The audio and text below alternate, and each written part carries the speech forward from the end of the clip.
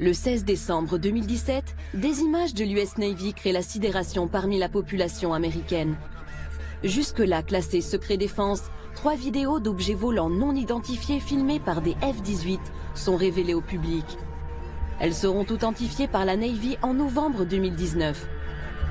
La première vidéo remonte à novembre 2004. Elle est filmée par une patrouille à proximité du porte-avions américain Nimitz. Sur ces images, un objet en forme de gélule effectue des manœuvres qui défient les lois de la physique. Ce sont les radars du navire de guerre USS Princeton qui confirment la présence de plusieurs objets ce jour-là. Une patrouille de F-18 est immédiatement envoyée sur place et filme l'un de ces objets volants non identifiés. Dans le jargon militaire et scientifique, on les appelle PAN, pour phénomènes aérospatiaux non identifiés. Dans le même temps, le très sérieux New York Times révèle l'existence d'un programme secret. Ce soir, CNN a appris que le Pentagone avait un programme de recherche secret sur les ovnis. Le programme s'appelait le Programme d'identification avancée des menaces aérospatiales, dirigé par l'officiel Luis Elizondo. Des dizaines de millions de dollars ont été alloués au programme par l'ancien leader de la majorité au Sénat, Harry Reid. À cette époque, j'étais le chef du Sénat et j'ai parlé au sénateur d'Hawaï, Daniel Inouye, et au sénateur de l'Alaska, Ted Stevens. Ils étaient tous deux représentants du comité des crédits. C'est lui qui détermine où les crédits pour la défense sont investis. Il contrôlait aussi ce qu'on appelle les fonds secrets, des lignes de budget noires qui n'apparaissent nulle part. C'était secret, c'était classifié. Et je leur ai demandé de se rencontrer dans une chambre sécurisée du Capitole. Là, je leur ai exposé les faits. Et je leur ai dit que je voulais qu'on dépense de l'argent pour essayer de comprendre de quoi il pouvait bien s'agir. Ces révélations sont reprises par tous les médias américains. La divulgation de l'existence d'un programme secret à 22 millions de dollars pour étudier les ovnis est prise très au sérieux. Alain Juillet est l'ancien directeur des renseignements des services secrets français, la DGSE.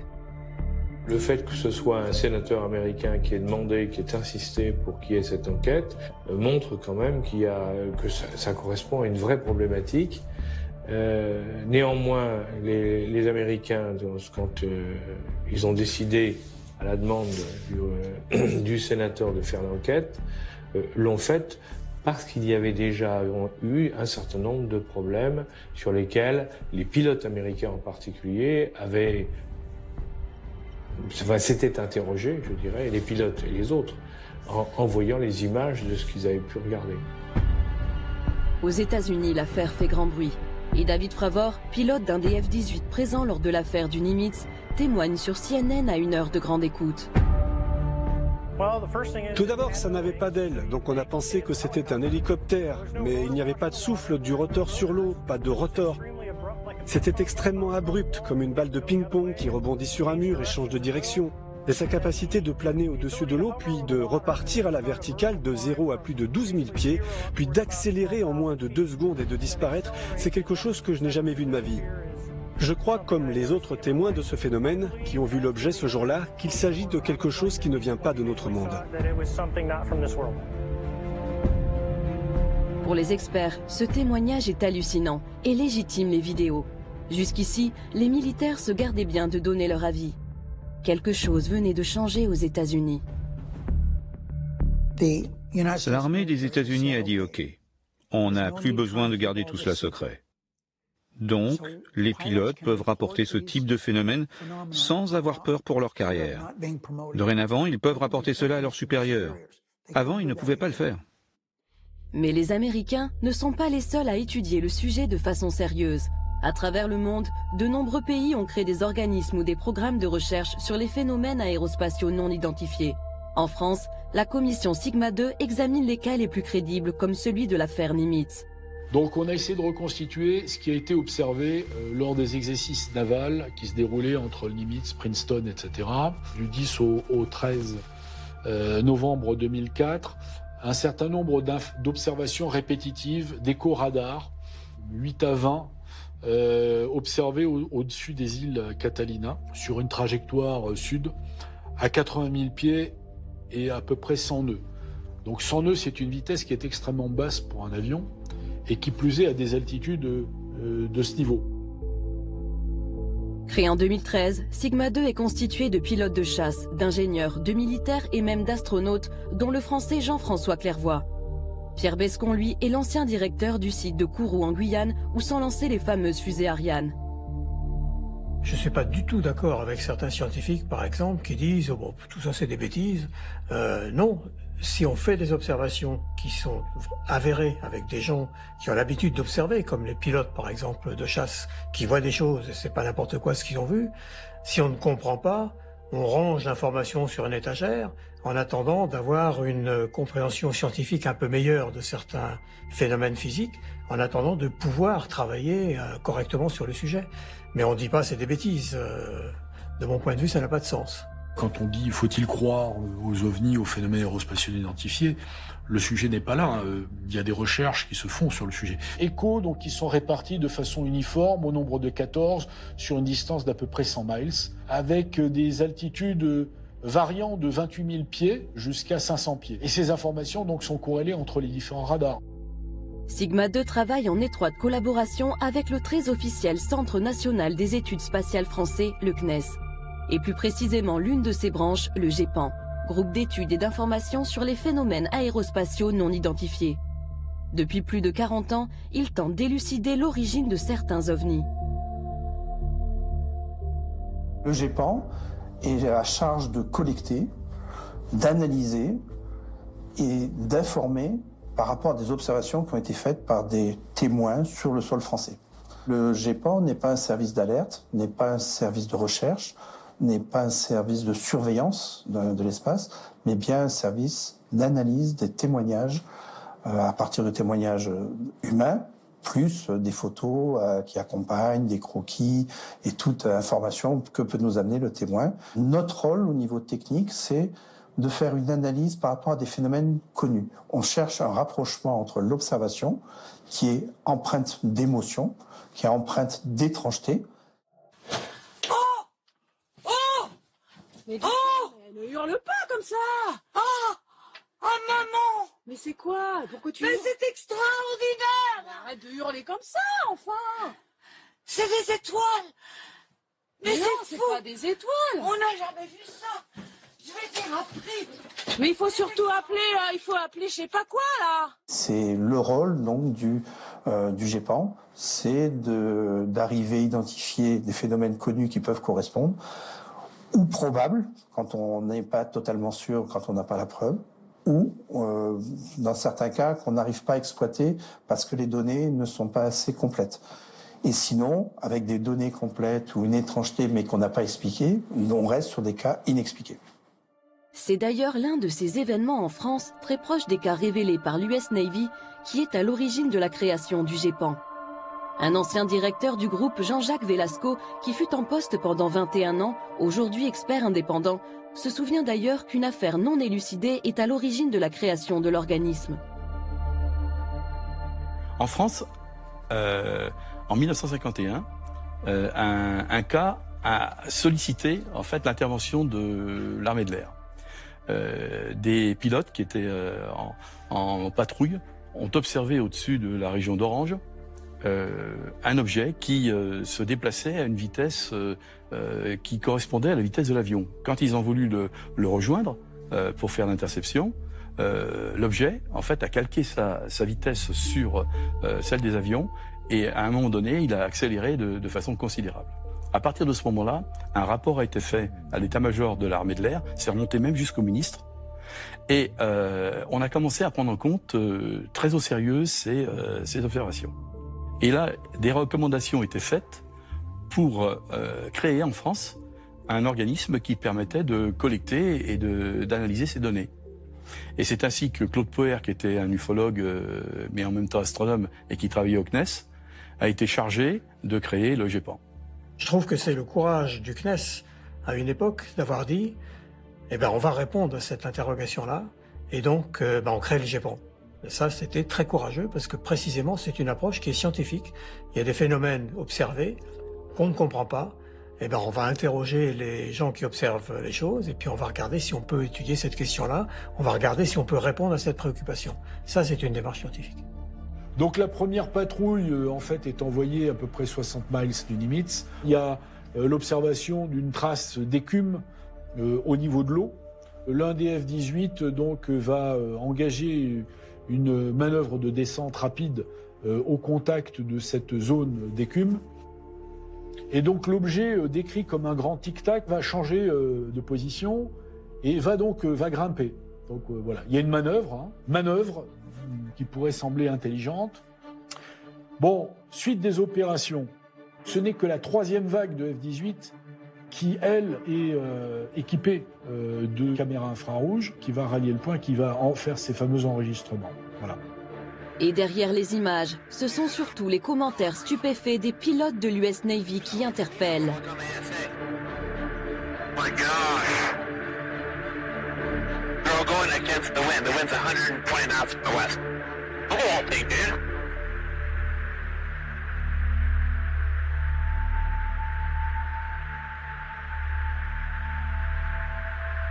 That's not our LNS though, is it? It's not. That is an LNS, man. Well, if there's like anything, it's rotating. Là, on est dans quelque chose, c'est indiscutable, si vous voulez. Il y a le pilote qui l'a vu, il y a les caméras qui ont filmé, il y a le tour de contrôle qui a identifié aussi. Il y a plein de choses. Là, il y a un problème. Un certain nombre de cas montrent à l'évidence qu'il y a une interaction vis-à-vis notamment des avions. Et ça, c'est tout à fait démontré. Quand vous prenez le nombre de cas aéronautiques à l'échelle mondiale, de cas officiellement recensés, vous êtes sur un chiffre de l'ordre de à peu près 2000 cas. Sur les 140 cas qui sont retenus, on a tout à fait les stéréotypes de ce qui est raconté depuis 1947, à savoir des objets qui ont des vitesses qui peuvent aller de 0 jusqu'à des vitesses de 10 000 et 20 000 km/h enregistrées par les radars, des accélérations absolument phénoménales, des trajectoires qui ne correspondent absolument pas à des trajectoires que pourraient faire des avions, à savoir tourner autour des avions, avoir des trajectoires avec à la verticale puis brutalement partir à l'horizontale. Parfois, ces objets non identifiés font preuve de comportements intelligents. Ils semblent tester les capacités des avions de chasse qui les poursuivent. En 1956, à une époque où aucune technologie n'est capable de dépasser 2000 km/h, des objets lumineux survolent à très haute vitesse la base militaire de Lake Nice en Angleterre. Les radars enregistrent des accélérations brutales jusqu'à 6000 km/h, puis des arrêts instantanés qu'aucun appareil terrestre n'est capable d'effectuer.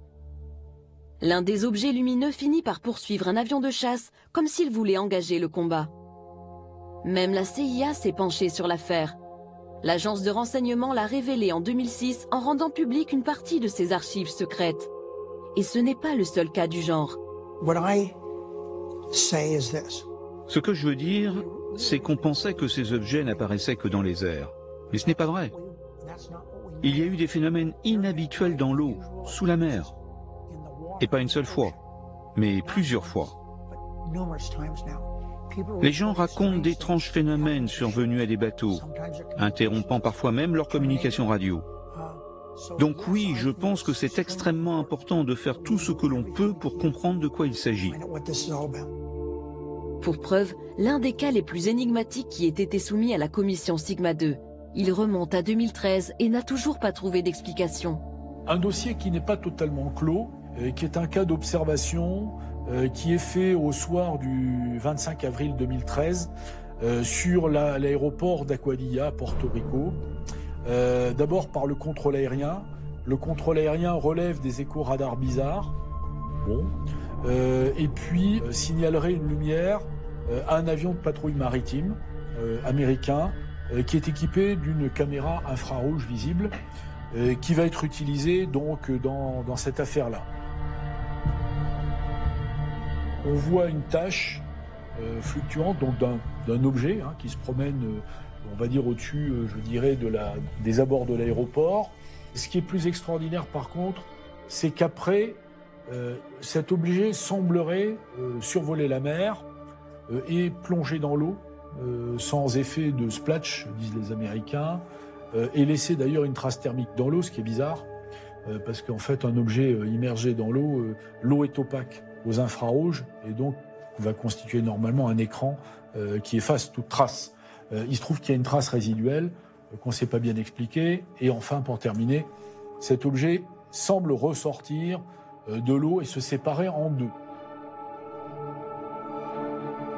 Ce cas exceptionnel a été longuement étudié par un groupe d'experts américains qui s'est procuré les images peu de temps après leur tournage. Des images réalisées à partir d'un avion des services secrets intérieurs des États-Unis. Ce cas incroyable a fait l'objet d'un rapport de 160 pages, résultat de plusieurs mois d'enquête. Ses conclusions sont claires, le phénomène reste inexplicable. En particulier, sa capacité à rentrer dans l'eau sans faire de vagues, puis à se séparer en deux, demeure un mystère scientifique et technique.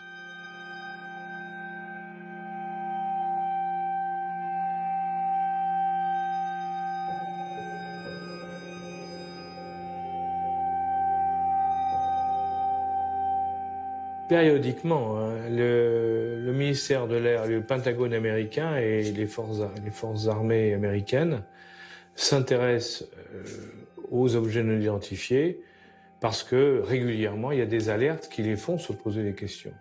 Et pour les militaires, c'est très inquiétant parce que lorsque vous êtes militaire, vous avez besoin de savoir ce que vous avez en face. Donc si vous avez quelque chose que vous ne maîtrisez pas, que vous ne comprenez pas, alors, évidemment, il est logique qu'on essaie de comprendre, donc de lancer des commissions d'enquête et d'essayer de savoir ce qui a pu se passer dans les cas qui ont été observés. Et ces inquiétudes ne datent pas d'hier.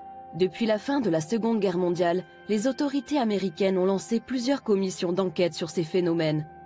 En particulier, le projet Blue Book, autrefois dirigé par le célèbre astronome Joseph Allen Hynek. Ce scientifique ne croyait pas aux ovnis.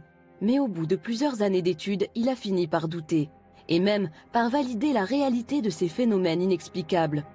À cette époque, les forces armées américaines elles-mêmes sont déjà contraintes de communiquer sur ces affaires très spéciales. I am here to discuss the so-called flying saucers.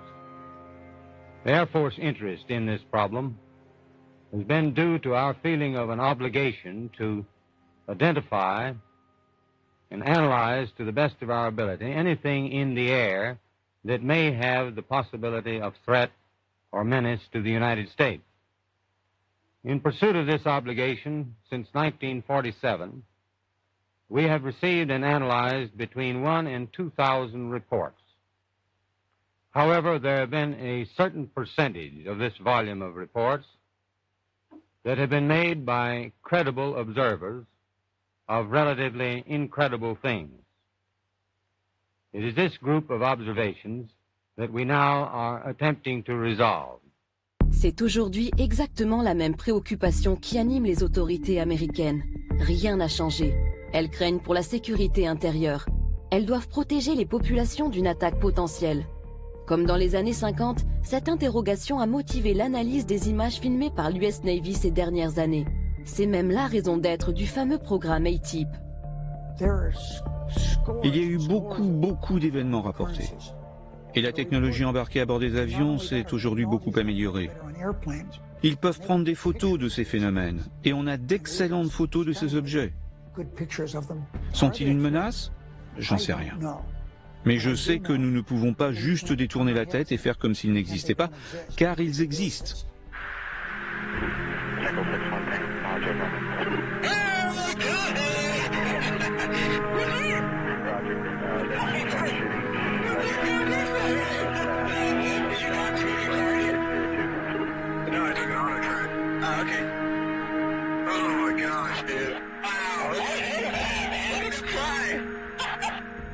Après la Deuxième Guerre mondiale, beaucoup de gens ont pensé, les Américains pensaient que les Russes étaient derrière les objets volants non identifiés en disant eh bien, si les Russes ont trouvé de nouvelles technologies et les utilisent pour nous espionner.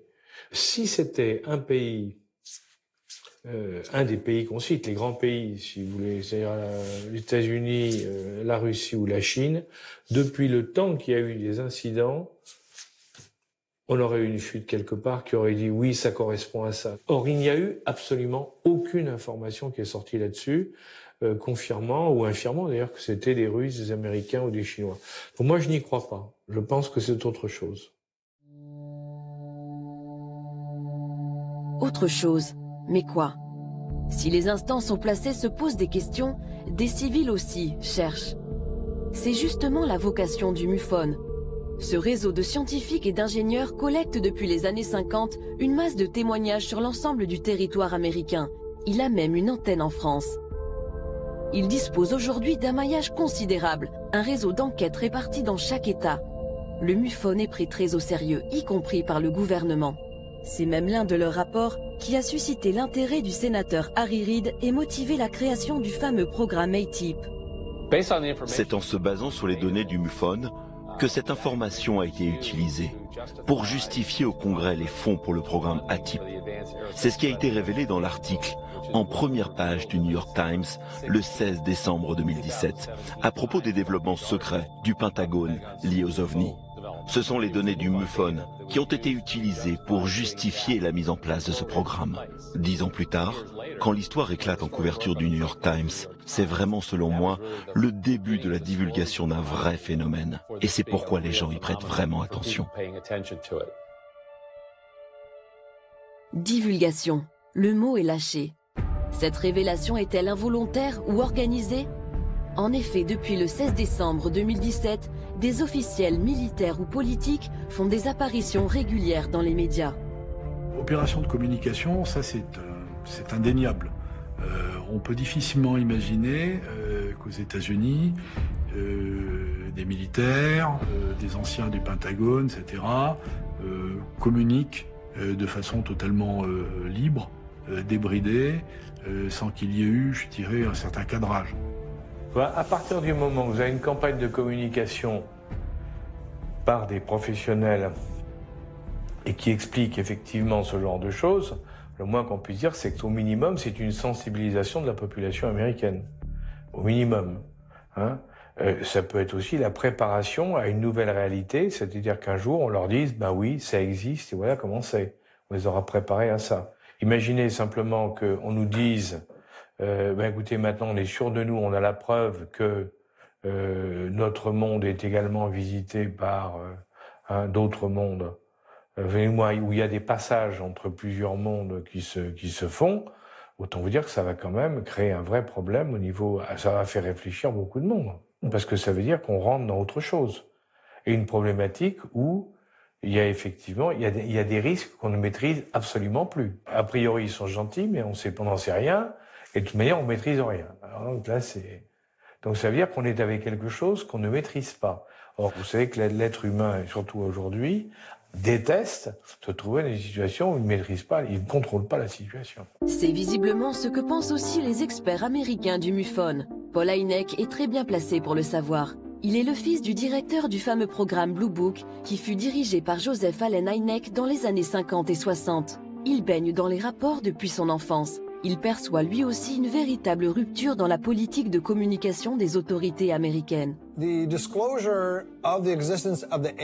La divulgation de l'existence du programme ATIP, programme d'identification avancée des menaces aérospatiales, et la divulgation récente de ce que la marine a vu et a admis avoir vu sur une période de plus de 9 mois, tous les jours des ovnis, et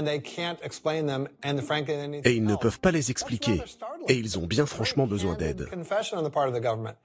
Donc il me semble, et mon ami Richard Dolan est très convaincant dans ses présentations qui ont mené à ce qui pourrait être une grande divulgation. Il me semble, dans les activités récentes du gouvernement américain, que le gouvernement essaye d'habituer la population à la possibilité d'une grande révélation.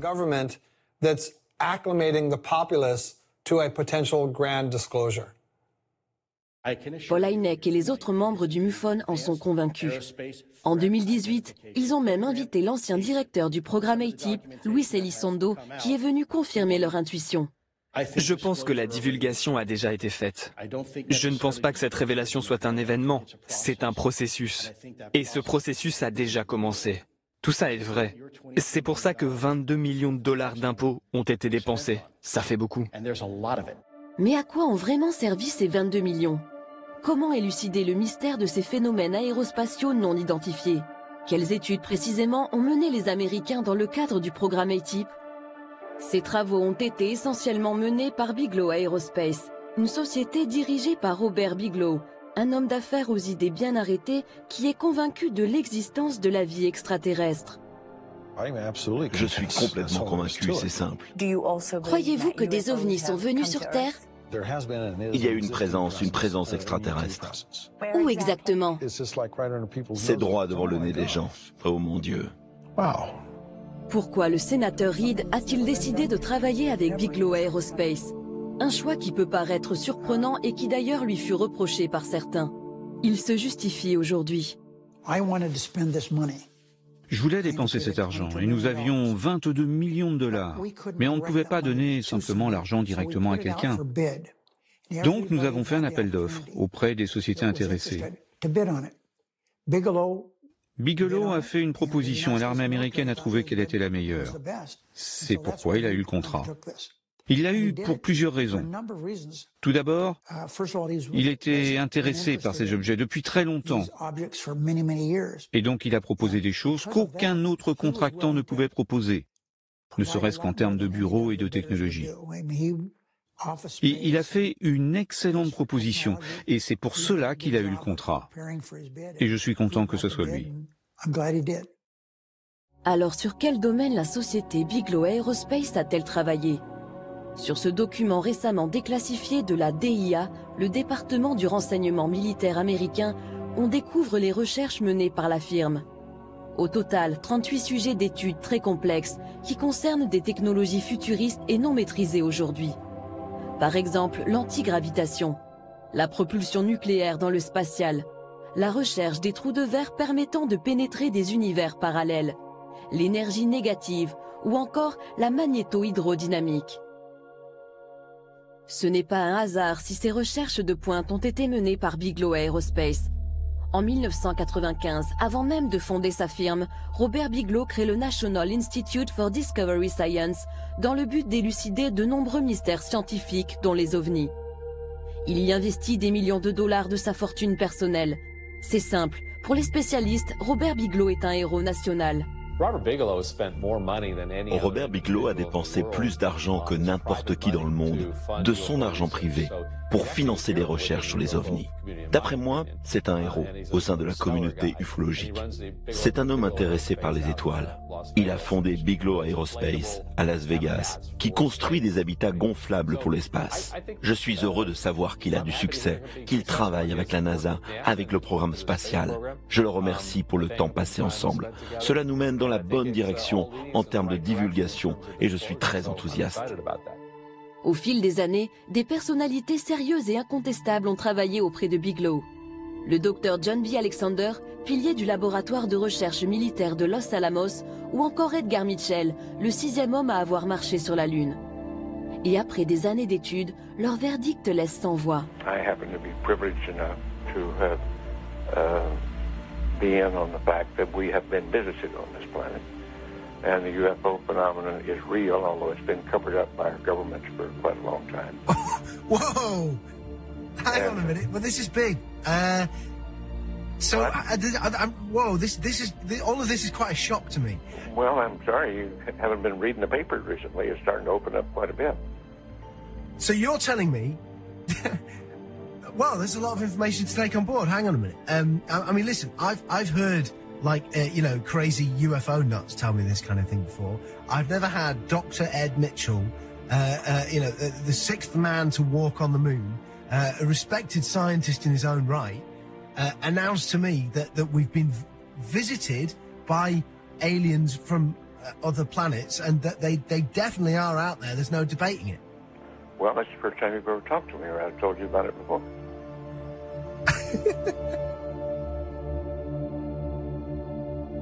Ces observations d'OVNI n'ont pas seulement lieu aux États-Unis. Certains dossiers, y compris en France, continuent de bousculer les certitudes des esprits les plus rationnels. Et nous poussent à nous poser sérieusement la question, sommes-nous visités par une intelligence non humaine ?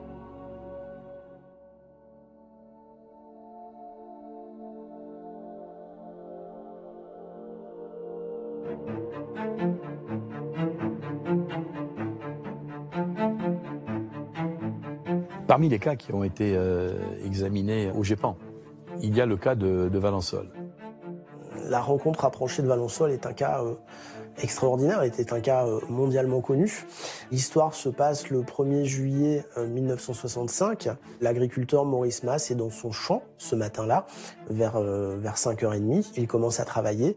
Il aperçoit des gens qui sont dans son champ de lavande et il pense qu'ils sont venus avec une voiture, à l'époque c'était une Dauphine, je crois, et qui sont en train de faire fouiller dans ces lavandes.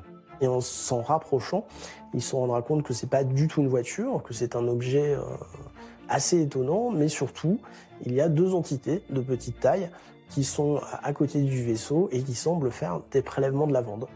Et là, à sa grande surprise, il constate qu'il a affaire à des petits êtres qui se retournent, et l'un d'entre eux va sortir de sa poche une espèce de tube qui va le paralyser. La paralysie du témoin, c'est quelque chose de tout à fait curieux. Puisqu'en fait, il avait toute sa conscience, mais il était paralysé sur le plan musculaire. Et le vaisseau va partir immédiatement. Alors il a dit, je ne pouvais plus bouger, je ne pouvais plus faire un mouvement, mais j'étais bien. J'étais bien, mais je ne pouvais plus ni avancer, ni reculer, j'entendais tout, je voyais tout, mais je ne pouvais plus bouger. Alors on peut imaginer peut-être qu'elles l'ont immobilisé comme on immobiliserait une bête sauvage, sans vouloir de faire de mal, si jamais elle se rapprochait un peu plus de nous. Il a dit, et ça, pour moi, c'est une phrase que j'oublierai jamais, dans leurs yeux, je lisais de la bonté. Dans leurs yeux, je lisais de la bonté. Et bien ça, pour moi, ça résume toute l'histoire. On n'invente pas quelque chose comme ça. Il rentre chez lui, et là, il va tomber dans un profond sommeil qui va durer plusieurs jours. Il dormait sans arrêt, il fallait que sa femme le réveille. Il fallait que son épouse dise « Maurice, réveille-toi, ça fait 10-12 heures que tu dors ». Alors ça ne s'invente pas non plus. Il ne pouvait plus garder une montre, ou à l'avancer, ou à le reculer, ou voilà. Une montre, il ne pouvait plus s'en servir, voilà. Ça ne lui servait plus parce que la montre n'était jamais à l'heure. Les gendarmes vont se rendre sur place, ils vont constater qu'il y a une trace au sol. Il y a une trace qui est tout à fait particulière et qui est étonnante. Cette trace, elle consiste en un cylindre qui est creusé dans le sol, avec 3 trous obliques qui partent au fond. C'est lisse, comme s'il y avait un outil qui avait donc forgé ce sol. Et puis des traces de plot qui visiblement est en appui sur le sol. Il y avait un trou, donc, et dans lequel j'ai envoyé ma main sur à peu près une hauteur de 50 cm et qu'on pouvait dire qu'il y avait comme s'il y avait des griffes qui s'étaient comme une arrimage. C'est bien ça, hein, dire bon là. Et là, tu vois ici, là, de ce côté, il y avait les amandiers là. Ouais. Et derrière les amandiers, je me souviens bien, il y avait le vigne. Ouais. Il y avait des amandiers à l'époque qui étaient plantés en rang d'oignon. Et selon la trajectoire d'envol de ce qu'on pouvait appeler l'engin, la partie gauche des amandiers était jaunie comme par une forte chaleur. Alors c'était surprenant parce que d'un côté de l'amandier c'était vert et de l'autre côté c'était jaune. Il faut savoir que pendant 10 ans, il n'a plus rien poussé. Il a replanté de la lavande, il a replanté du blé. Pendant 10 ans, sur ce petit morceau, c'est pas parce que c'était pas quelque chose d'immense, hein. Donc il n'a plus rien poussé. Ça lui est tombé dessus. Il n'aurait jamais rien dit à son meilleur ami. Peut-être que l'histoire se serait arrêtée là, quoi. Il aurait emporté avec lui. C'est la presse qui est arrivée, puis la presse locale, puis la presse régionale, puis nationale et internationale. Et à partir de ce moment-là, le monde entier est arrivé. Le petit village de Valensole est en émoi depuis 48 heures avec l'apparition d'une soucoupe volante. Je me trouve au Café des Sports de ce charmant petit village. Il fait très chaud, les joueurs de belote s'en donnent à cœur joie. Dites-moi, messieurs, le principal témoin de l'affaire, M. Masse, est parti en vacances. Est-ce que quelqu'un pourrait me raconter quelque chose? Est-ce qu'il y a quelqu'un qui a vu ou à qui on a raconté quelque chose? Allez, monsieur Moisson. Le patron de l'établissement, M. Moisson. C'est aujourd'hui. M. Masson est aujourd'hui la vedette du village. Vous fûtes en quelque sorte le confesseur de M. Masse qui était dans son champ lorsqu'est apparue cette soucoupe volante. Alors racontez-nous. Ça, la matinée, Maurice Masse est venu, c'était un ami. Et il m'a raconté qu'il avait vu un engin se poser dans son champ. Et oui. Il m'a dit de ne pas en parler, vu qu'il serait peut-être embêté. Ou... Et vous avez pu garder le secret combien de temps? Jusqu'au lendemain. Et le lendemain... Le matin, tout le monde, enfin, on a un peu parlé et tout le monde prend ça, est venu. Tous les journaux de la région, tous les journaux de la région sont venus, voilà. Gens s'est posé là-dessus. Les empreintes sont très visibles. Sont très visibles, oui. Et ce n'est pas quelque chose qui peut être fait par des amateurs? Non, par aucun appareil connu, je ne crois pas. Est-ce que M. Masse est une personne qui s'amuse à faire des blagues de temps en temps? Non, moi, là j'ai eu l'impression que vraiment il a dit la vérité parce que vraiment il était un peu émotionné de l'engin qu'il avait vu. Hein. Cette affaire, elle a suscité beaucoup de réactions. Il y a même par exemple le professeur Yves Rocard, qui était quand même académicien, et qui s'en est occupé. Il y a beaucoup de gens qui ont, à l'époque, qui ont parlé de cette enquête. Mais ce qui est intéressant, c'est que au GEPAN, on avait les 3 rapports de Jean Hermery. Le GEPAN classe aussitôt ce dossier stupéfiant parmi les cas les plus inexplicables qui lui ont été soumis. Même le père de la bombe atomique française, Yves Rocard, se penche longuement sur l'affaire. Et justement, le nucléaire semblerait avoir un lien très étroit avec le phénomène. Les tests nucléaires, il faut le savoir, c'est quelque chose quand même qui est effrayant, parce que 540 bombes nucléaires ou thermonucléaires qui ont été balancées dans l'atmosphère, c'est énorme. Et ça correspond, dans la période entre 1960 et 1961, à une explosion tous les 3 jours, faite par les Américains ou les Soviétiques.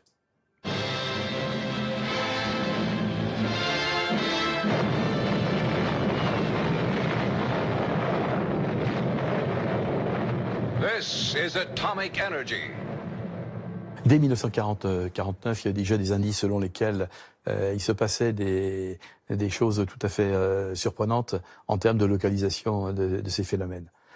Les sites stratégiques nucléaires en particulier étaient survolés.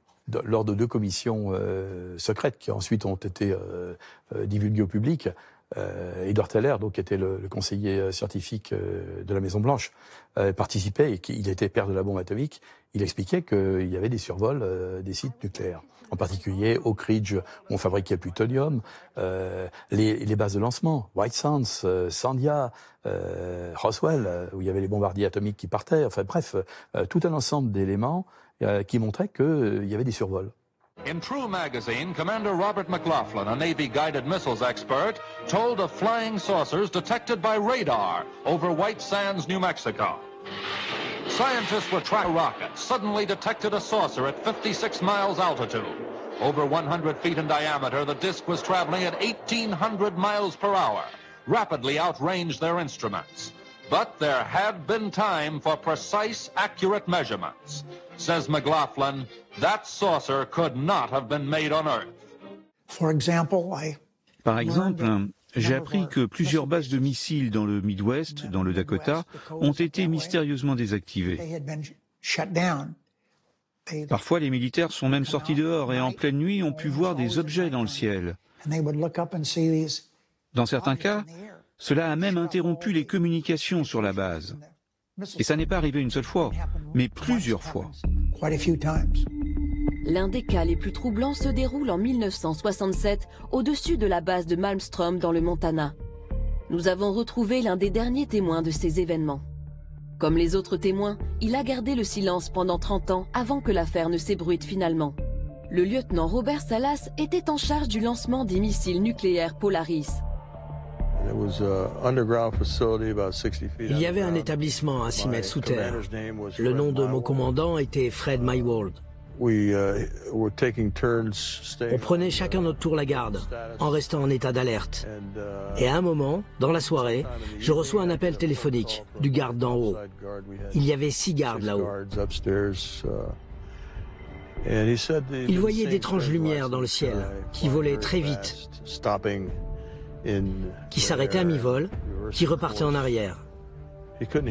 Il n'entendait pas de son de moteur, c'était uniquement des lumières dans le ciel, mais des lumières étranges, qu'il n'associait pas à des avions. Il criait dans le téléphone, balbutiant, me disant qu'il y avait une lumière rouge, orange, qui volait au-dessus de l'entrée principale. Et tous les gardes là-haut étaient prêts avec leurs armes. Et il m'a demandé ce qu'il devait faire. Bien sûr, j'étais sous le choc en écoutant ce qu'il me disait. Lui, il était clairement effrayé. Je lui ai dit de s'assurer que rien ne rentre dans la zone de défense et qu'il pouvait utiliser toute force nécessaire. Ensuite, il a raccroché. Il m'a dit qu'il devait raccrocher car l'un de ses gardes était blessé. Je suis allé réveiller mon commandant et alors que je lui ai expliqué les appels téléphoniques, nos missiles se sont éteints. On avait 10 missiles sous notre contrôle et les 10 missiles se sont éteints. On est passé en mode no-go. On ne pouvait plus les lancer, on ne pouvait plus les utiliser. Et c'est ce que nous avons rapporté au poste de commandement.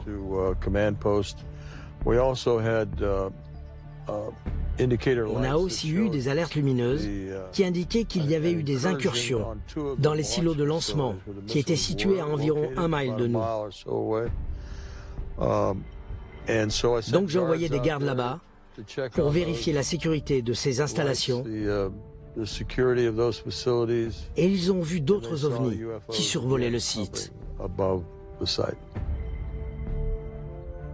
Quand vous superposez les lancements, enfin les tests dans l'atmosphère, avec les cas d'OVNI, vous vous apercevez que vous avez une similitude au niveau des courbes, avec un décalage de 2 ans.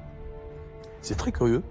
Alors je ne peux pas l'expliquer, hein, simplement je constate que les 2 courbes ont la même forme et qu'elles correspondent en fait à chaque fois à des tests nucléaires. Certains vont même beaucoup plus loin et n'hésitent pas à parler officiellement d'extraterrestres en mission commandée. Paul Hellyer a été pendant 3 ans le ministre de la Défense du Canada. Pendant la guerre froide en 1961, il y a eu environ 15 ovnis en formation qui ont volé de la Russie vers l'Europe et le commandant suprême des Alliés était très inquiet. Et dans les 2 camps, on était prêt à déclencher l'arme nucléaire. Et puis les ovnis ont changé de direction pour retourner vers le pôle Nord. Donc ils ont décidé de faire une enquête qui a duré 3 ans et ils ont découvert qu'au moins 4 espèces différentes d'extraterrestres ont visité la Terre depuis des milliers d'années. Donc nous avons une longue histoire avec les ovnis. Et il y a eu une augmentation de leur activité depuis des dizaines d'années, depuis que nous avons inventé en fait la bombe atomique. Ils sont très inquiets sur le fait que nous pourrions l'utiliser à nouveau parce que l'ensemble du cosmos est connecté et cela ne nous affecte pas seulement nous, mais d'autres entités dans le cosmos. Et ils ont très peur qu'on puisse être suffisamment stupide pour utiliser à nouveau les armes nucléaires et ce serait très mauvais pour nous, mais pour eux également. Lui, il dit clairement, les extraterrestres existent, ils sont là, ils sont venus nous empêcher, etc. Moi, j'en suis pas là. Je dis simplement qu'il y a des phénomènes, des objets qui sont contrôlés et qui nous mettent en face d'un certain nombre de choses. Est-ce que c'est un signal? Je dirais simplement sur le plan scientifique, pour que les choses soient très claires. Nous, on est capable aujourd'hui, avec des satellites, de détecter des explosions de supernovas qui se trouvent à des dizaines d'années-lumière. Pourquoi une civilisation qui serait plus en avance que nous n'aurait pas la capacité de détecter des explosions nucléaires qui se produisent sur Terre?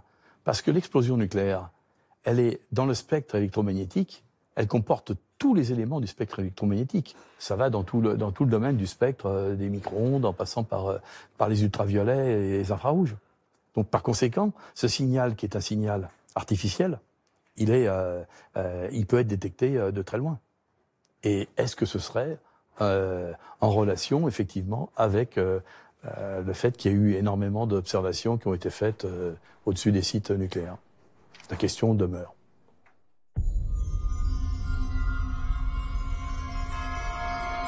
En 2012, en France, le journaliste David Gallet filme des parapentistes à proximité de la centrale nucléaire de Cattenom en Moselle. Il capte sur sa caméra un étrange objet lumineux pendant quelques secondes. Cet objet semblerait avoir été filmé le même jour en Suisse et en Allemagne.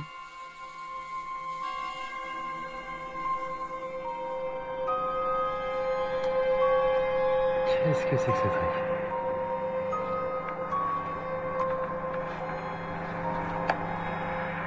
J'essaye de suivre le phénomène qui va parcourir l'intégralité de l'horizon je dirais en 20 secondes à peu de choses près. Donc qui va quand même relativement vite, 5-6 fois plus vite qu'un avion de ligne par exemple.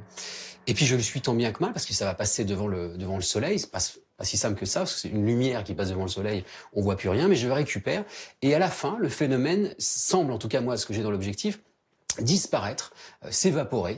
Et puis je suis avec quelqu'un qui est un ingénieur du son, qui est à côté de moi et qui me dit mais qu'est-ce que tu fais? Parce qu'il se demandait ce que je faisais avec la caméra, c'est-à-dire je ne suivais plus du tout le paramoteur, mais je balayais l'horizon avec la caméra et je lui dis je crois que j'ai filmé un ovni, et puis on rigole quoi. Mais on rigole pas longtemps parce qu'après on va regarder les images sur le petit écran de contrôle de la caméra et puis surtout ensuite dans le montage.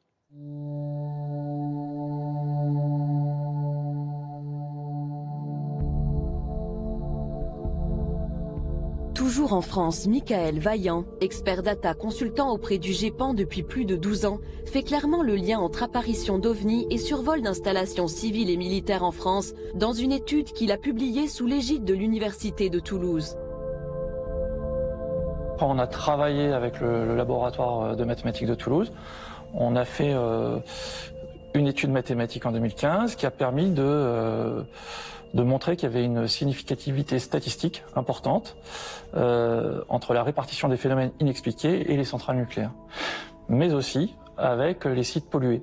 Alors on peut s'interroger effectivement sur la nature de l'intelligence qui est responsable de ces observations, s'il y a une intelligence, parce que ça peut être encore une fois des phénomènes naturels, hein. Et s'il y a une intelligence, elle peut être peut-être endogène, peut-être exogène. Toutes les pistes sont ouvertes évidemment. Quand on dit endogène, c'est au sens, ça peut être terrestre, ça peut être une surveillance par des pays étrangers qui s'intéressent par exemple à l'état de nos technologies, de nos sites nucléaires. Et peut-être exotique, peut-être une surveillance. On peut entendre par exotique des intelligences que l'on n'a pas identifiées mais qui peuvent être sur Terre, des groupes. On peut imaginer effectivement des extraterrestres si on voulait. C'est probablement l'hypothèse la plus extrême à ce stade. Et on peut s'interroger dans ce cas-là aussi, pourquoi il y aurait des intelligences extraterrestres qui viendraient observer comme ça des sites nucléaires ou des sites pollués. C'est assez, a priori, ce serait assez étrange et savoureux. Que ce soit pour surveiller les humains qui jouent avec le feu nucléaire ou pour toute autre raison, ils sont désormais de plus en plus nombreux, politiques, ingénieurs, chercheurs, à oser parler clairement d'une intelligence non humaine. Je ne peux pas parler au nom du gouvernement, je n'en fais plus partie.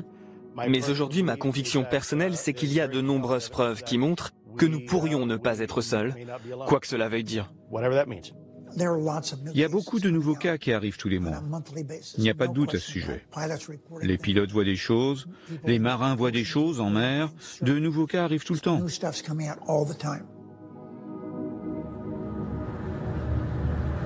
Look, nothing in the sky at all. Then all of a sudden, bam! What is that? Anybody tell me what that is? We're in the middle of the ocean. On a ferry. Nothing around. Look. Nothing around. No land, no nothing. The reason we had so much secrecy. S'il y avait autant de secrets, c'est parce que les gens ne comprenaient pas ce qui se passait. Et plutôt que d'effrayer la population, ils l'ont juste ignoré, en espérant que cela disparaisse. Mais ça n'a pas disparu. Et aujourd'hui, l'armée est obligée de faire quelque chose parce que maintenant, il y a trop d'événements. Parce que les pilotes d'avion n'ont plus peur de dire ce qu'ils ont vu. Ceux qui le prennent le plus au sérieux aujourd'hui, ce sont les scientifiques, parce qu'ils disent il y a quelque chose. D'où viennent-ils, hein, et comment fonctionnent-ils? C'est ça qui est intéressant. C'est pas imaginable autrement que par des technologies qui sont bien plus en avance que la nôtre. Donc on n'est pas en capacité de le faire. Ça veut dire que ça vient d'ailleurs. Et si ça vient d'ailleurs, ben, ça vient de l'espace obligatoirement. Une intelligence qui viendrait de l'espace. Ce qui faisait sourire la communauté scientifique pendant de longues années devient aujourd'hui un vrai sujet. Et pour cause, en 25 ans seulement, les astronomes ont découvert l'existence de 4000 exoplanètes, Des planètes pour certaines semblables à la Terre qui pourraient clairement abriter des formes de vie intelligentes. Et pourquoi pas une civilisation plus avancée que la nôtre.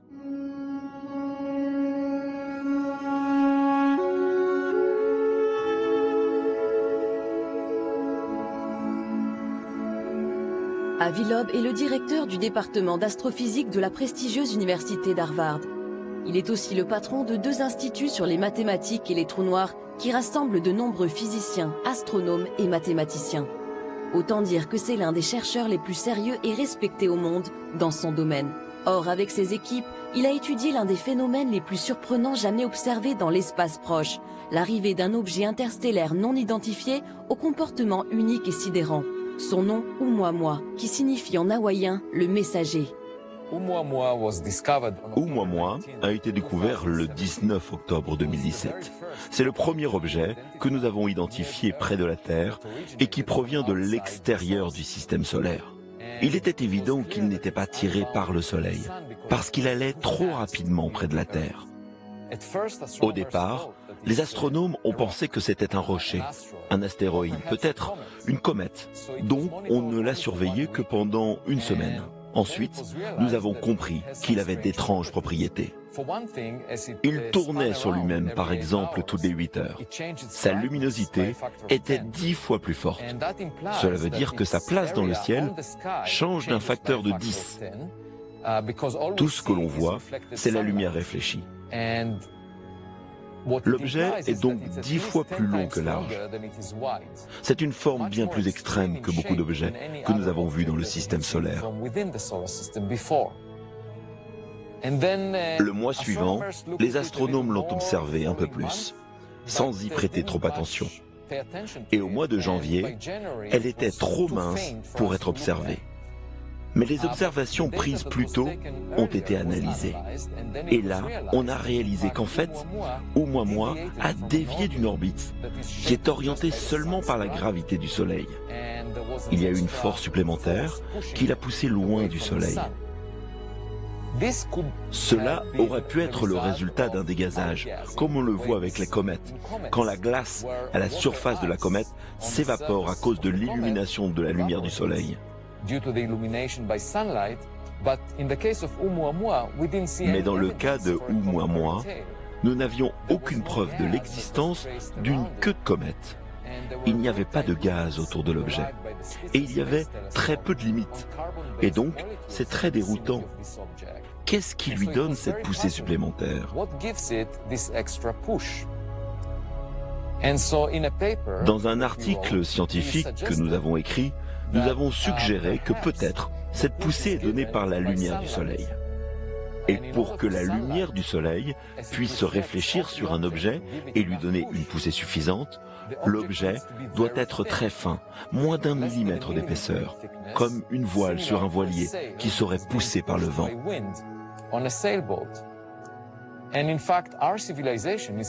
Notre civilisation développe actuellement la technologie des voiles solaires, où l'on utilise la lumière des étoiles pour naviguer.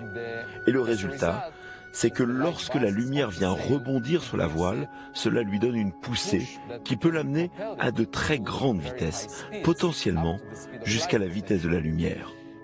Donc, dans l'article, nous disons qu'il est possible qu'il s'agisse d'un dispositif qui a été fabriqué de manière artificielle et qui a été envoyé par une civilisation extraterrestre. Nous avons mentionné cela comme une possibilité, simplement parce que l'explication alternative, qu'il s'agit d'une comète, est incompatible avec les données.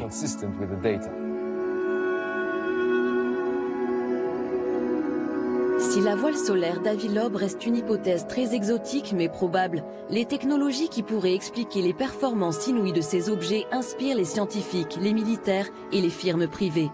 Alors, y a-t-il derrière ces programmes de recherche une véritable course pour les technologies de demain ?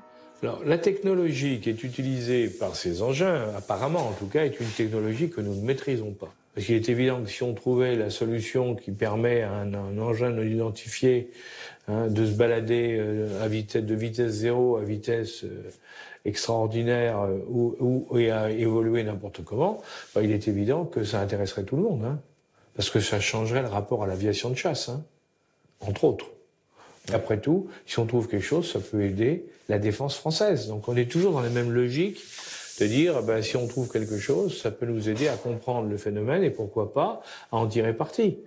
Alors la firme Bigelow et le fameux programme américain à 22 millions de dollars avaient-ils pour but d'élucider ces phénomènes et technologies inconnus pour en tirer parti? Le sénateur à l'origine du programme semble l'affirmer. Est-ce que je pense que la technologie, le programme pour lequel nous avons dépensé de l'argent a aidé? La réponse est oui. Avons-nous des réponses? Oui, nous en avons, mais pas tant que ça. Moi, je m'intéresse à la science, et je pense que nous devons connaître l'origine de ces phénomènes. D'où viennent-ils?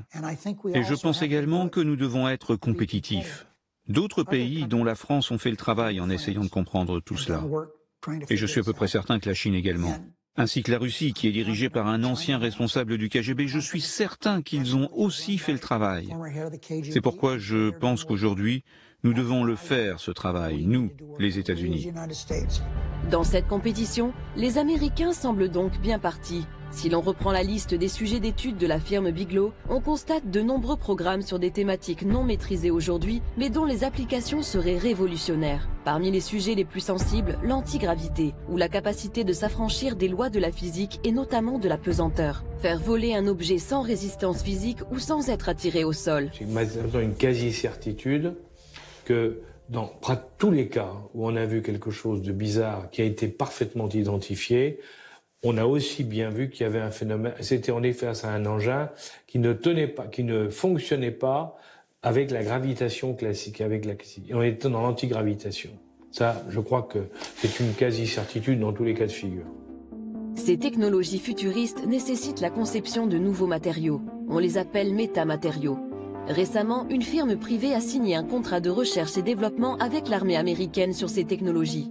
En juin 2018, le docteur Al Puthoff, cofondateur de cette société et ancien participant du programme ATIP, fait à ce sujet des déclarations surprenantes. C'était un échantillon multicouche de bismuth et de magnésium. Cette couche de bismuth est plus petite qu'un cheveu humain.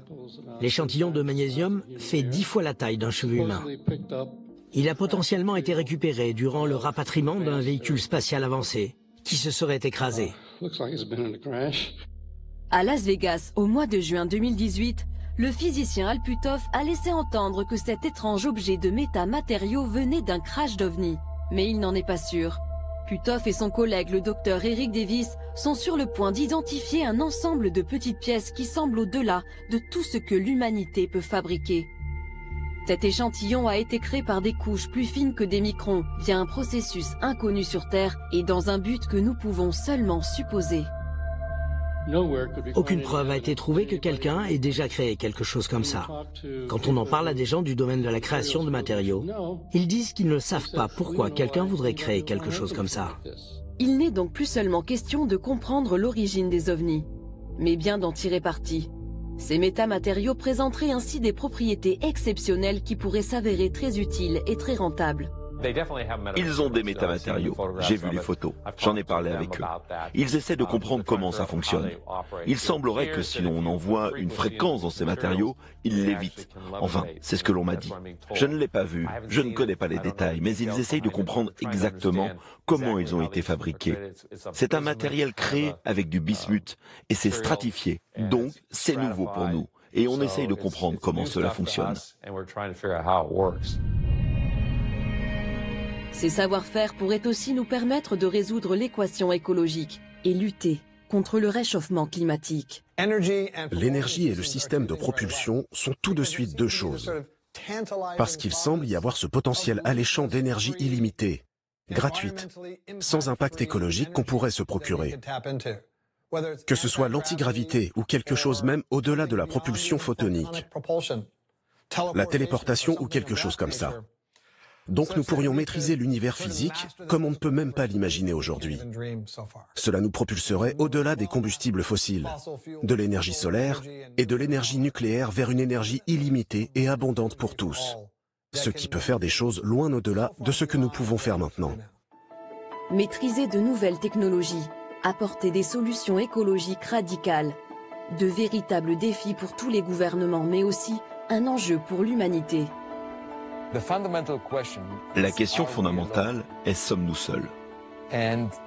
Et la seconde question, si nous ne sommes pas seuls, sommes-nous les gars les plus intelligents du coin? Il pourrait y avoir des civilisations qui sont beaucoup plus avancées que nous.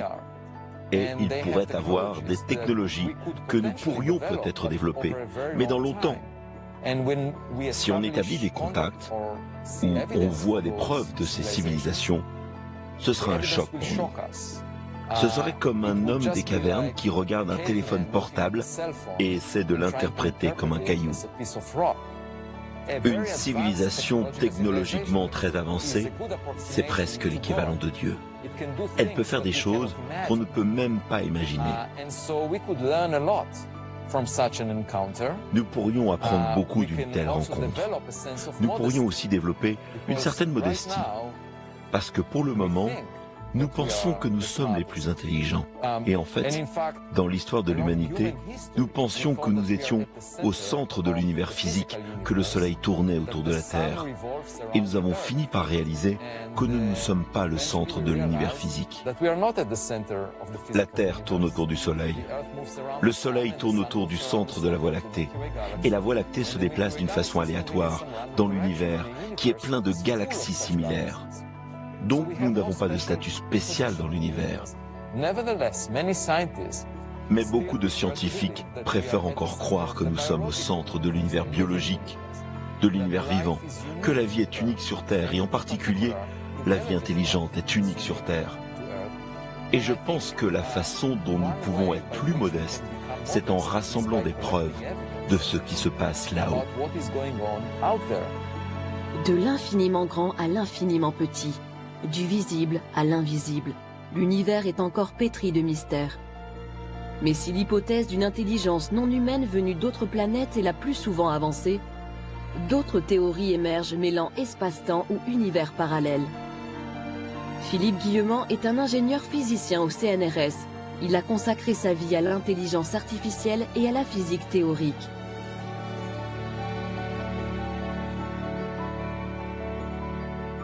Je pense qu'on ne peut pas comprendre le phénomène OVNI si on ne remet pas en question totalement la nature de la réalité telle qu'on a l'habitude de le concevoir.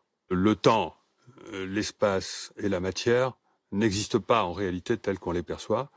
Ce sont des constructions de la conscience à partir d'un champ d'information immensément plus vaste que ce qu'il est coutume d'appeler la matière ou l'espace-temps.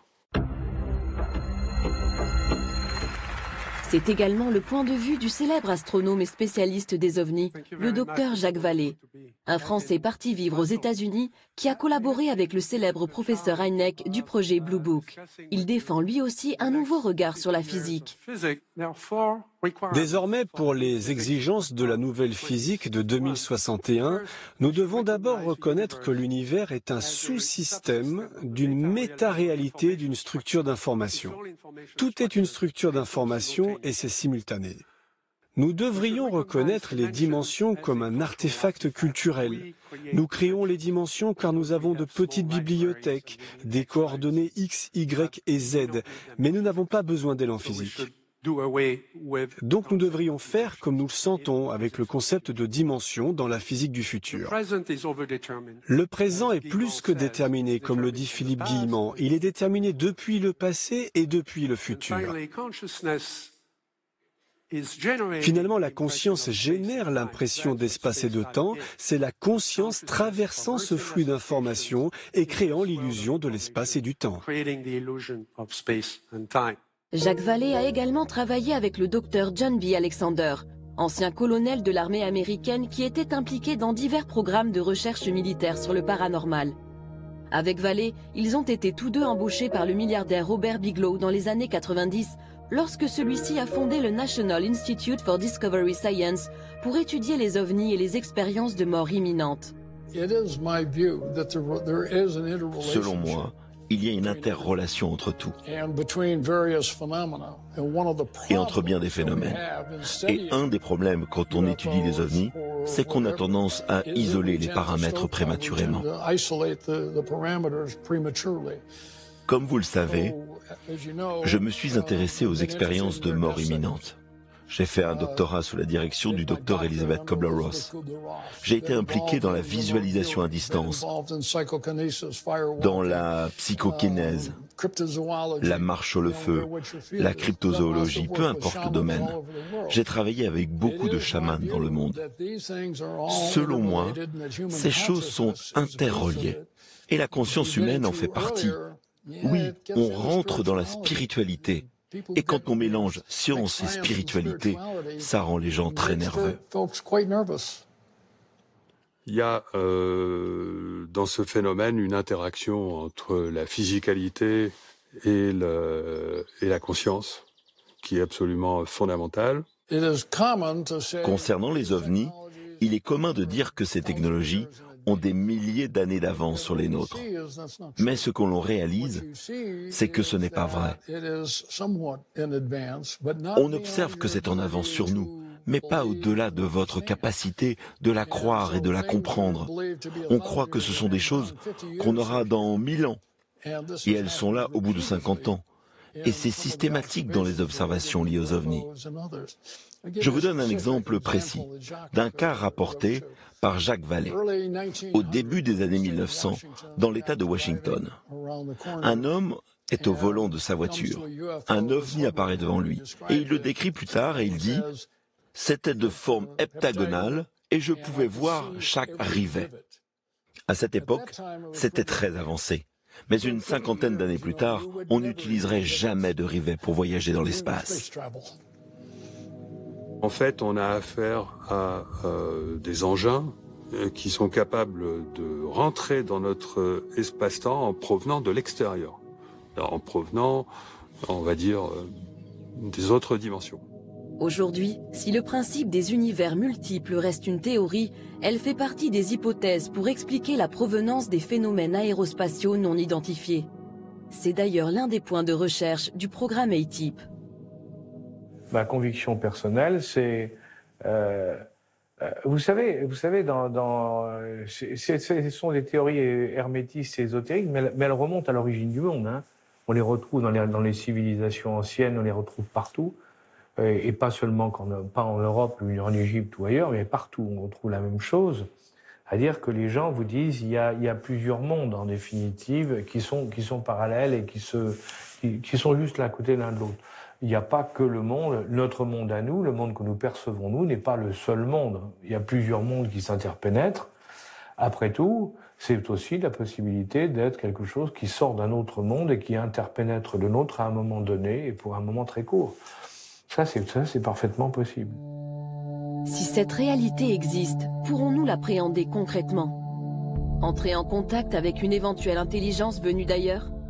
Michael Vaillant a travaillé sur les différentes vagues d'observation des ovnis dans le passé. Ces vagues d'observation n'ont pas été très nombreuses dans l'histoire récente de l'homme. Hein. Elles ont commencé après la guerre. Elles ont eu lieu sur de grandes régions du globe, à l'échelle des États-Unis par exemple, ou de l'Europe. Pendant quelques jours, semaines, des centaines d'observateurs ont pu rapporter des observations de phénomènes inexpliqués, alors que d'ordinaire, on va avoir, par exemple à l'échelle de la France, un phénomène tous les 2 jours. Alors c'est déjà beaucoup, mais dans ces cas-là, c'est sans commune mesure.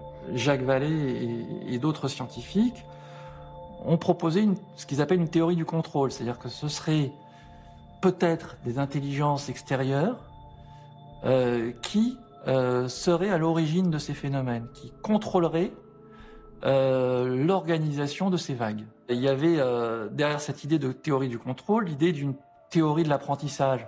Peut-être que le phénomène apprend à l'homme sa présence. C'était un peu l'idée. Il y a des méthodes qu'on appelle méthodes d'apprentissage espacées dans le temps, qui vous permettent de réaliser un apprentissage, effectivement, à l'échelle d'un individu, pas d'une société, et qui vont vous permettre d'économiser l'énergie et le temps que vous allez passer pour apprendre une notion. C'est-à-dire, je suis très feignant, je veux apprendre une liste de mots, et je veux économiser mon énergie, plutôt que de répéter bêtement cette liste de mots de façon séquentielle tous les jours, je vais petit à petit espacer le temps entre mes apprentissages. Et ça suit, à ce moment-là, une loi de puissance, qui est une loi qu'on mesure à l'échelle de l'homme, qui en général est une loi en puissance de 2. C'est-à-dire le temps qui va augmenter de façon à doubler à chaque fois qu'on va vouloir refaire un apprentissage. 1, 2, 4, 8, 16, 32, etc. Et on observe ce schéma, dans certaines de ces vagues d'observation, c'est-à-dire certaines de ces vagues d'observation sont très précisément reliées par une loi en puissance de 2,04, même précisément. Et cette précision est si importante qu'on peut se poser la question de est-ce que on peut donner une date sur la prochaine des vagues. Voilà. Et la prochaine, en l'occurrence, puisqu'on attend, il se passe plus grand-chose aujourd'hui, nous mènerait en octobre 2035. Alors, c'est pas tout de suite, mais c'est pas non plus dans très longtemps. On est là sur un domaine très très compliqué, qui est rejeté bien sûr, par les gens, les apôtres du progrès, je dirais mathématique et cartésien, mais est-ce qu'on n'aura pas des surprises dans le futur? Ça, c'est autre chose. Si les autorités américaines ont encore des choses à révéler, qu'elles le fassent, parce que je pense que les gens sont peut-être prêts à recevoir cette information. Je pense sans aucune hésitation que les recherches scientifiques sur ces objets volants non identifiés sont vraiment bonnes pour l'humanité. Pas seulement pour les États-Unis, mais pour le monde entier. Je pense que s'il n'en tenait qu'à moi, ce que je ferais avec les autres pays travaillant là-dessus, eh bien, c'est de se rencontrer et de partager les informations. Que les États-Unis partagent avec la France, la Chine, la Russie, nous devons le faire parce que c'est quelque chose qu'on ne comprend pas. On doit travailler ensemble et rendre ces informations publiques et les partager. C'est important, pas seulement pour notre pays, mais pour toute la civilisation humaine.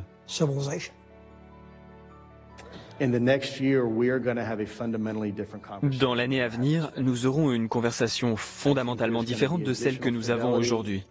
Je pense qu'il y aura une plus grande adhésion du public pour tout ce qui a été divulgué récemment, et cela nous aidera à mieux comprendre ce que nous voyons. Il faut dire que ça apporterait des bouleversements au niveau de nos sociétés très importants. Ça remettrait en cause un certain nombre de choses sur le plan philosophique, sur le plan religieux, sur le plan même de la science. Peut-être qu'en 2035, les connaissances de l'homme sur le sujet étant stabilisées, on pourrait peut-être avoir un contact. Un contact, sachant qu'une idée qui a été avancée derrière ces vagues aussi, et derrière cet apprentissage, ce serait d'éviter ce qu'on appelle un ethnocide culturel, c'est-à-dire d'éviter que l'homme soit totalement pris au dépourvu et choqué par la découverte d'intelligence ou de phénomènes de nature extraterrestre. Je pense qu'à l'échelle de 10 ans, on aura, même très certainement avant, découvert la vie dans le système solaire, pas intelligente, mais au moins la vie. Et ça permet, ne serait-ce que ça, de poser les briques, en tout cas les fondations d'un édifice intellectuel qui permet de s'interroger plus loin. En tout cas pour le scientifique, qui permet d'oser penser qu'il y a peut-être, au-delà de la vie, une vie intelligente. Et donc ça fait progresser aussi les mentalités. Ces sujets vont devenir de plus en plus mainstream, c'est ça que ça veut dire. Il y a plus de planètes comme la Terre qui sont habitables dans le volume observable de l'univers qu'il y a de grains de sable sur toutes les plages de la Terre. Pour moi, il semble très raisonnable de chercher d'autres civilisations, pas forcément ici sur Terre, pas forcément dans le système solaire, mais bien plus loin que cela, et en faire un sujet central pour nos futures recherches. Parce que les conséquences au fait de trouver des preuves de la vie là-haut seraient phénoménales. Ça changerait la conception que nous avons de notre place dans l'univers. Ça nous apprendrait des choses sur des technologies avancées que nous n'avons jamais rêvé de développer. Cela peut aussi nous apporter une leçon sur comment se comporter en tant que civilisation. On se sentirait comme une équipe qui apprend d'une autre équipe qui a traversé un processus similaire à nous dans le passé. A dot is all. A dot is all. It is us, both in the past and in the future. A dot is nothing. It is you. Unseizable, a mere step. Bodies and electrons racing. A dot is a mere moment, a crossroads. Hypothetical journeys. Never to cease, to leave, to return, to hope and to rise. To start over, so soon. To doubt, however, invisible or immense, which however move the clock of our thoughts. On se trouve devant un phénomène qui contrôle la réalité du témoin. Donc le problème, c'est que le témoin nous raconte un truc auquel on ne peut pas croire parce qu'il faisait partie du phénomène à ce moment-là. C'est-à-dire le témoin vraiment rapproché. On se trouve un petit peu, si vous voulez, l'analogie qui me plaît beaucoup, c'est le cinéma. Si vous interrogez, vous voyez 100 personnes qui sortent d'un cinéma, vous leur demandez ce qu'ils ont vu Godzilla. Bon, ils sont tous d'accord sur l'existence de Godzilla. En fait, le Godzilla en question, c'était juste une projection sur un écran. La vraie technologie, elle était derrière eux, c'était le projecteur. Moi, je veux rencontrer le projectionniste.